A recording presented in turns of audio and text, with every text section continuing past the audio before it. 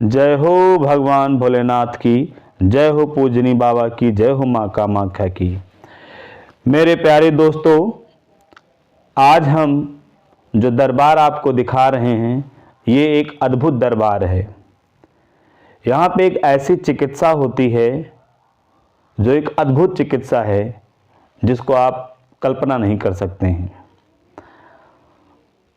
दोस्तों, यहाँ पे हजारों की भीड़ होती है, प्रतिदिन हजारों की भीड़। आप देख सकते हैं दरबार में कितनी गाड़ियाँ खड़ी हैं, जबकि अभी कुछ नहीं है, हजारों की संख्या में।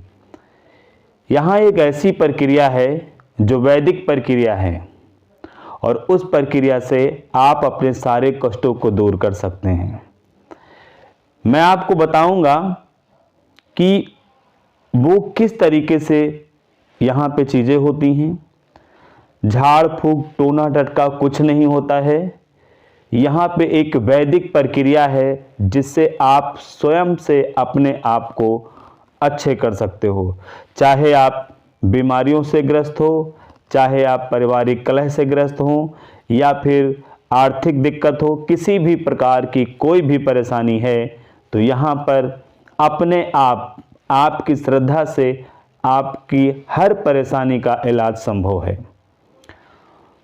दोस्तों, आपने देखा होगा कई बार ऐसे होता है कि कुछ बीमारियां होती हैं जो डॉक्टर लोग क्या करते हैं, हमें कह देते हैं जेनेटिक बीमारी है।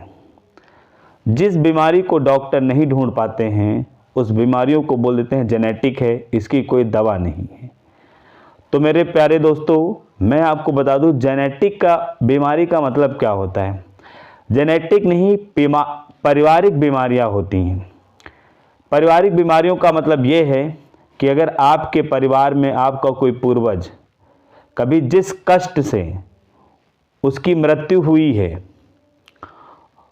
और मृत्यु के समय जो कष्ट उस पर रहा है, और अगर वो मृत्यु को प्राप्त हो गया है तो उसके बाद उस व्यक्ति का जो असर है वो अपने परिवार पर जब रहता है, वो जो पितृ आपका जो पूर्वज है उसका जब असर आपके परिवार पर आता है, जब उसका मोह अपने परिवार पर आता है, तो जो कष्ट उसको रहे होते हैं वही कष्ट परिवार में अन्य लोगों को भी होने लगते हैं।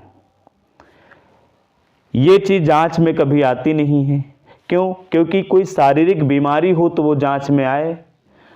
वो पूर्वजों का जो कष्ट है उनका जब तक असर रहता है तब तक वो कष्ट भी रहता है। जब उनका असर कम होता है तो वो कष्ट भी कम होता है। कुछ बीमारियां होती हैं कि थोड़े टाइम के लिए होती, फिर आराम, फिर होती अचानक, फिर आराम है। तो इसका मतलब ये है कि वो हमारे जो पूर्वज हैं उनका जो कष्ट है वही हमारे परिवार पर कष्ट रहता है। डॉक्टर कहते हैं कि जब उनको इसका इलाज नहीं मिलता है, जब कोई जांच में नहीं आता है, तो इसको जेनेटिक नाम दे देते हैं। जेनेटिक का मतलब जीन से आया हुआ है। लेकिन सोचने की बात है, आप अपने आसपास देखिएगा, अगर किसी परिवार में किसी को कोई एक सिंपल सी बीमारी की मैं बात कर रहा हूँ, एक पैरालाइज की बीमारी है जिसको फालिस भी कहते हैं, लकवा भी कहते हैं, वो आपने देखा होगा जिस परिवार में होती है, अगर किसी परिवार के किसी मुखिया को है, एक बूढ़े आदमी को है, और उसके बाद में वही बीमारी उसके बेटे को हो जाती है, वही बीमारी उसके बहू को भी हो जाती है। अब आप सोचिए, बहू का जीन तो इनके जीन का था नहीं, बहू दूसरे परिवार से आई है तो उसका जीन दूसरा होता है।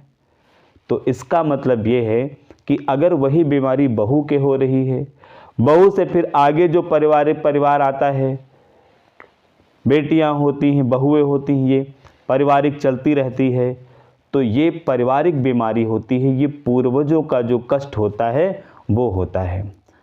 तो मेरे दोस्तों, आगे भी इसमें हम बात करेंगे। आज अभी इतना ही।